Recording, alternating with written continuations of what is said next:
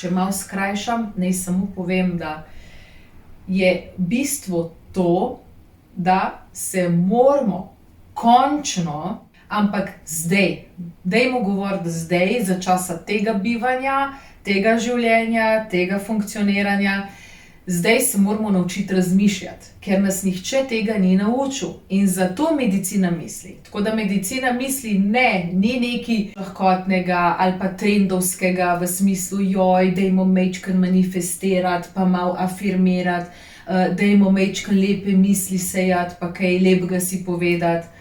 Ja, so to neki drobci, ki spadajo pod to ogromno ideologijo, če lahko tako rečem, ampak še zdaleč pa ni to.